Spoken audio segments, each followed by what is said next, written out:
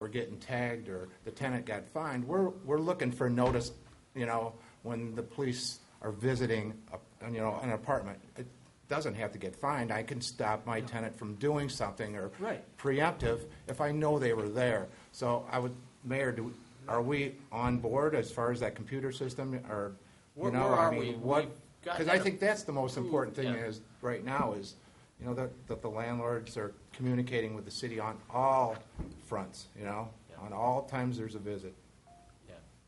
Yeah, it's been approved. The software's been purchased. Yeah, it's been purchased. It's a matter of just programming it now and learning how to use it, I guess. Right, and then the other fact, too, is because I sat in on one of those sessions, that thing will allow a landlord to gather the information on his own, but is the city going to provide a notice, or is it still going to be up to the landlord to visit the site and find out on their own? Do you know?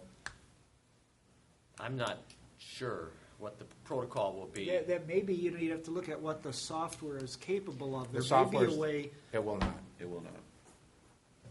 to do it automatically. It So will some not. manually would have to send you it. Yeah, and I and guess have that would be sort our through it, staffing. too. I mean, ultimately, if there's a liaison person and That's what we talked about the last meeting, Yeah. the liaison person. from the police.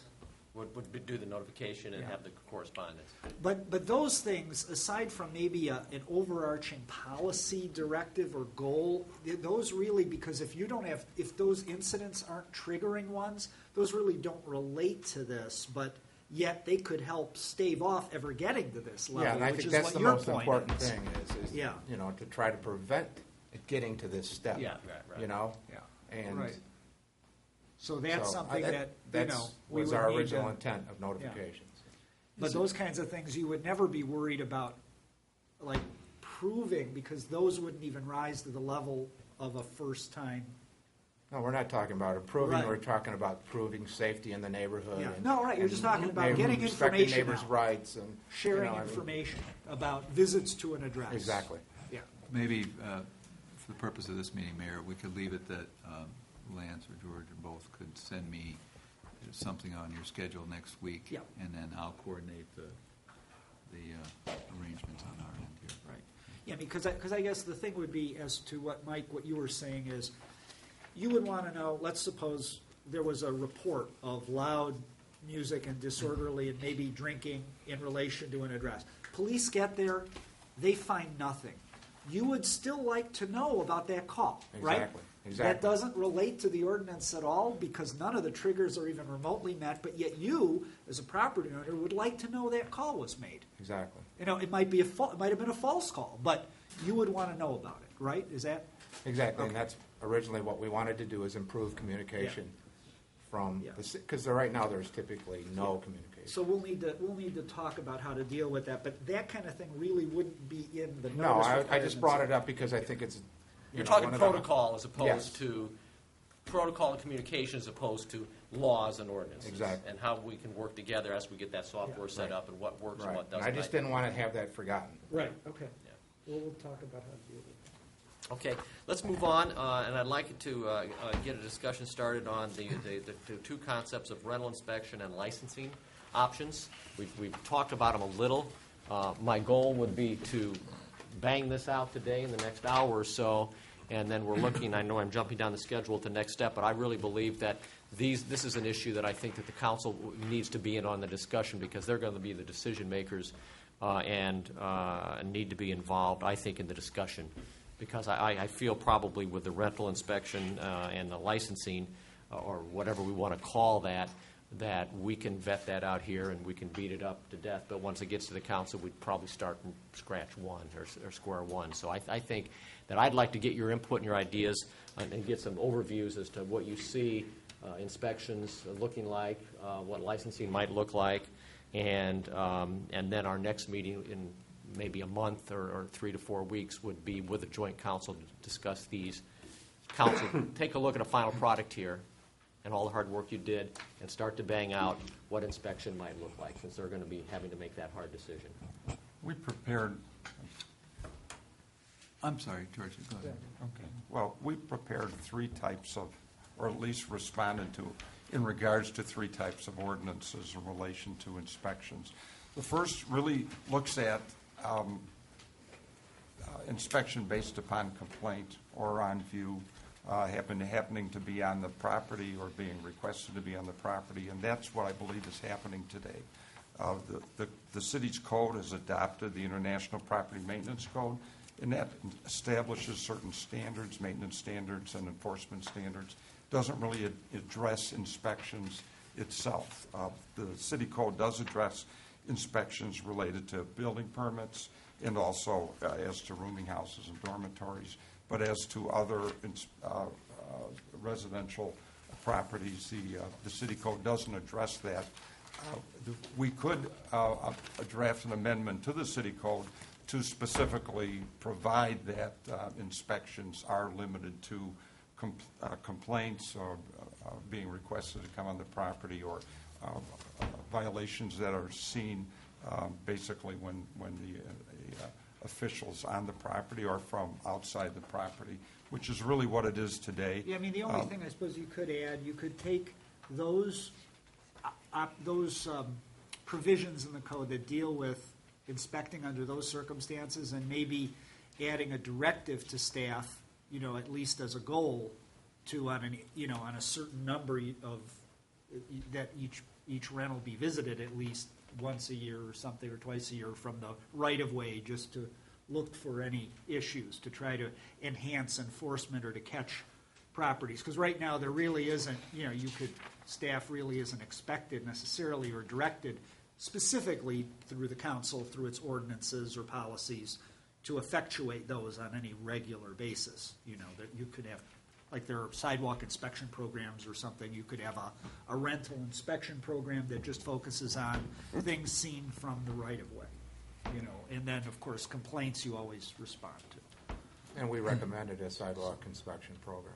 This committee did. Right, and that would be consistent, I guess. That first option would be more consistent. And that would be not just rental properties, but all neighborhoods. Any neighborhood. Right. Any neighborhood, single-family Yeah. neighborhoods. And you can drive in a lot of single-family neighborhoods that are owner-occupied, and they need And see an problems. inspection too. Absolutely. So that would be, I guess that first option you could actually take, and if that's the way what you wanted to recommend, you could tweak that. I'm just looking at dollars and cents, Yeah.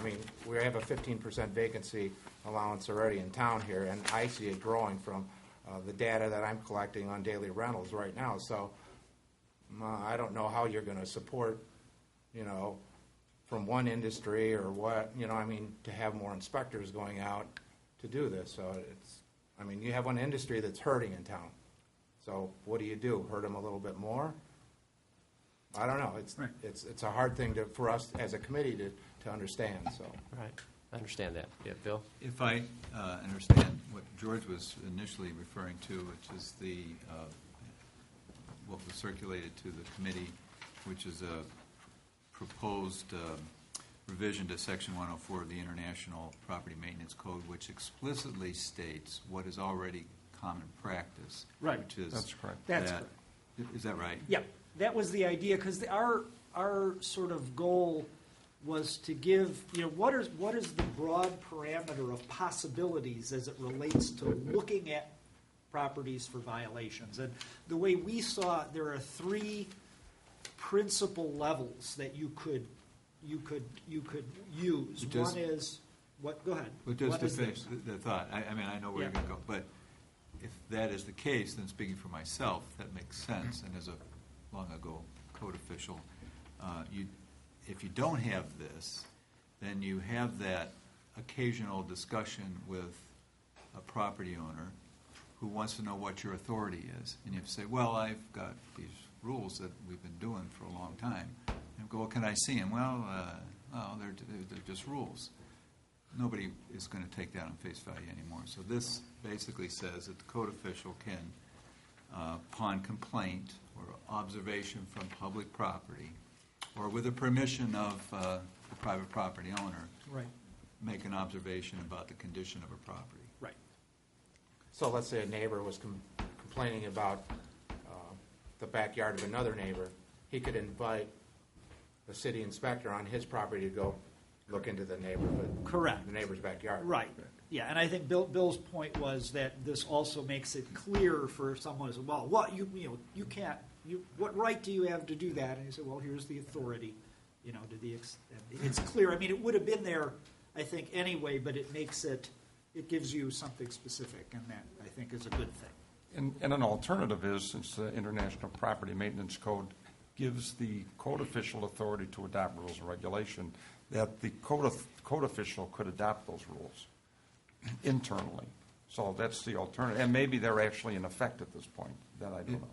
And I don't know, but I So- think overall the head of the building department would find it stronger if he can point to a Yeah. point in the municipal code where it amends Section 104 to this extent. Right.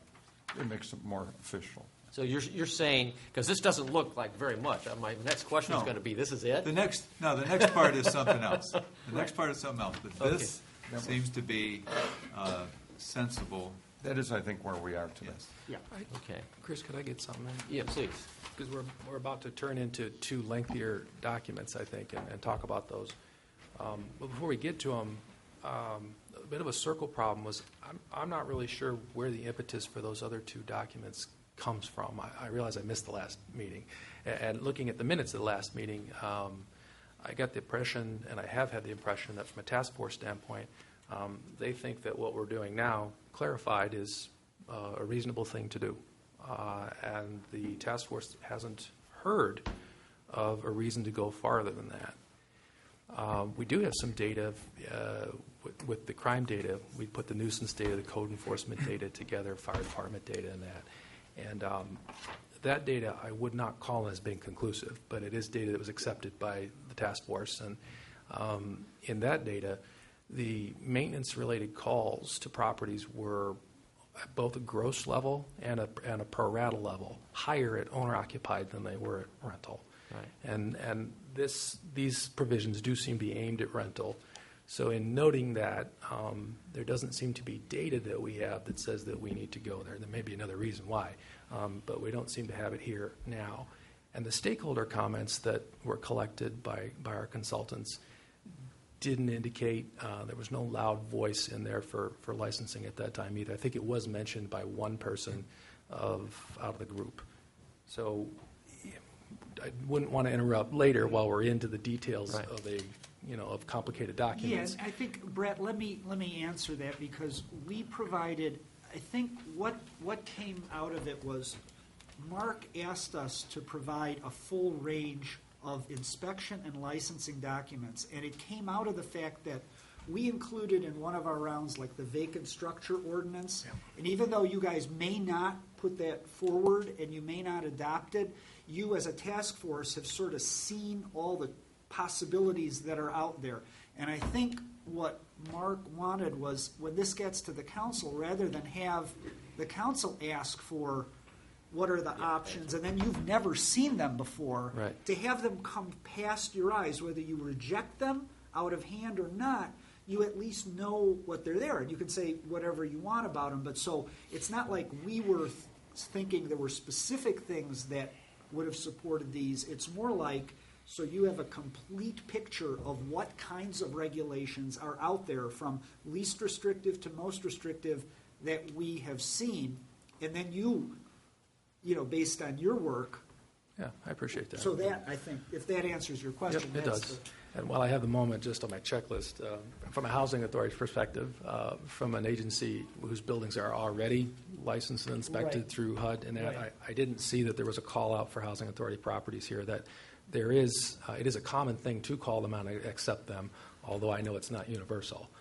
Yeah, and I think, again, we were just very generally, here are the levels. Yeah. That kind of thing is a more detailed, that, you're right, I don't see any huge need to have a double regulation where HUD is involved, but Okay. that was a level of detail with these we didn't get into. Well, and I think that's why I want to bring this by, because I know that you said it much more eloquently than I would. The council's going to want to look at these, and I want your input before the council starts banging these things out. But I think I want your input as to things exactly like you're talking about, what is already happening, so we're not duplicating. The conversation I had with Mike a while back, my understanding is that, didn't you say your lender already No, comes I had in? one today, actually. Has, Going so to inspection. he's already having some inspection. So why would we want to go in and do the same thing, other than maybe seeing the report that you had? Could be you have an inspection regular. Send us the report, and you've met that most requirement. large properties are being Yeah. inspected today by their lenders. it's the small and the older neighborhoods that I would have a personal concern about. The ones that aren't being looked at by a lender, and single-family people too, that Absolutely. maybe are losing their jobs or are not taking care of their property. And so that's what I hopefully we can get discussed today is, hearing from you what you're already doing, what can we do to integrate that already into something like that, and then present to the council, what would be, I think, a reasonable concept of looking and inspecting properties. Yes, sir. Yeah, just more a procedural thing that follows up what Brett was saying. We're going to present, I'm assuming, a consensus disorderly house ordinance. That's down to crossing T's and dotting I's. We're also going to see this, and we need to make very clear when it's presented to the council that this task force hopefully will be in total concurrence on the disorderly house ordinance. And we have seen these other things, but we are not really opining on them. Correct. Or if we are, my sense of at least what we've said in previous meeting, we're probably less sympathetic to the more rigorous ones of these Right. things. Right. And we need to make sure the council does not blur our strong support for one Absolutely. thing with that. Yeah. Right, okay. and certainly as the council bangs this out, your input, and that's why I want to have a joint meeting to discuss these and provide direct input to the council at Yeah, a that point in joint time. meeting would handle it. Yeah. Beautiful. Yeah. Okay. Okay, so can we move on then to the next level, which is the exterior and common area inspections, and kind of get George, you want to take an overview of kind of what that entails? Actually, the two ordinances, one provides overall inspections, and the one I'll review now is the annual exterior and common area inspections. They're pretty similar, although the first one, obviously, if it's limited to exterior and common area inspections, is much more limited. But otherwise, they're really pretty much the same. And also, it would continue to allow the city to inspect based upon complaint or observation if they happen to be on the property, as they are now. So, and if you take a look at the document that we created, it basically summarizes as far as this limited exterior and common area inspection. It's intended to be to require an annual exterior inspection and inspection of the common area of residential structures, including single family. It would, the way it's drafted, it would require a residential operator's license, and once again, it would be annual inspections. George, excuse me for interrupting. You said in the first line there, the first bullet point applies to, you just said residential structures, but it reads rental structures. Did you mean all residential structures? It would be residential rental structures. is for the what it's licensing intended. aspect, although the inspection requirement would apply across the board. It's for rental. It's directed towards Rentals. rental housing. So not the single-family Residential. houses that may be in disrepair and so forth. Yes, not, it's intended for residential rental. As And opposed it- to Right. owner occupied. Just for clarity, so that's what you meant. I mean, Yes. there could be discussion about, because you're doing you're doing a curbside observation, you won't know whether it's rental or not. But you may see dilapidation on a house, which you later find out to be owner occupied. But you're just focusing on rental. Right. Yeah, I mean, that gets to be an issue that you start to ferret out, like where you have licensing requirements for all rental, even single unit, like a house. You pick them up as you go along. Usually by inspecting a violation or a neighbor complaint, you talk to the occupants, inspector understand. realizes it's rented, oh, they don't have the license, or they're not, whatever, if it's registration. I mean, some of these things won't work well with just the kind of registration that you're proposing, so they might go hand in hand, where we don't, it won't work. But typically speaking, that's how those would go forward, and how you would know, you wouldn't know, you would, as you pick up properties that are in violation generally, you would then get to that next level if they're not registered or not licensed, but they're being rented out. Lance, was it the idea that non-rental, owner-occupied structures would be inspected also? Yeah, just not the licensed? idea is they would be. It's that they would be inspected. Obviously, there are no common areas. You'd have to just do regular inspections of neighborhoods to pick up properties that are in violation and So- send letters and. So if there's a later on suggested, I know it's just illustrative probably, $40 a unit type charge for licensing. Somehow that's supposed to support the inspections, isn't it? Right. Is there another revenue-raising function to support the inspections of the owner-occupied houses too? Or is Well, it just... only the fine, and you would, typically what happens is in certain communities, like where you have administrative adjudications, there's a revenue generating sort of aspect to it, where if an initial letter doesn't work and you actually have to send a notice of violation, that for minor violations like weeds or something like that, that if it's brought into compliance prior to the hearing date and notice is sent and there's a prepay, Yep. Like $25, you don't have to show up, and then the inspector will go confirm the payment, and it's closed out. And those would help support it as well. Yep. Or if someone actually comes to a hearing and doesn't prepay, doesn't come into compliance, but comes in compliance later, they're always going to be fined something. And usually, in the communities that have licensing and have a regular program like it, the way I've seen it is, if it is owner-occupied, the minimum fine is, probably $100 or so for, violations. Oh, sorry, I had my sound off. And then if it's a business, if it's someone making money off it, it's maybe a little higher fine if they have to go to court over it. But those things also would support the program. So maybe we have, whether or not, regardless of the tenure type, whether or not it's owner or rental, if you have violations, there are going to be fines involved, and that will help support the system. Right. Maybe within that, you're saying sometimes the rental is going to get a heavier fine just because it is rental? Yeah, I mean, the way, And- a I know, we haven't got that here. a typical philosophy that, I've seen is that owner-occupied people are living there. It isn't part of a business. They aren't doing it to make income, to Right. make money. It's just where they live, whether they're tenants or whether they own. Mm-hmm. If people are renting, the more there is, the idea is just like a business. You open up a hot dog stand. It's a business, and it's common to have licensing requirements or Yeah. certain requirements in order to hold out your shingle. Yeah, So- from the other end, where they're all structures on a street impacting or not impacting a neighborhood, contributing or not, and the inspection requirements are the same amount of effort and all of that, and each is generating real estate taxes, which covers a Right. broad basket of city services, and certainly the probably property for property, acre per acre, more real estate taxes being generated from the rental properties generally, from the average, certainly the median house, in our town. So just curious, it looks like we are concerned about the outside structures, how our town looks, what the neighborhoods feel like, and we really do care about that. And in some instances, we may charge others more, and getting an understanding of why, good thing for council, I guess, to wrestle with as to why you would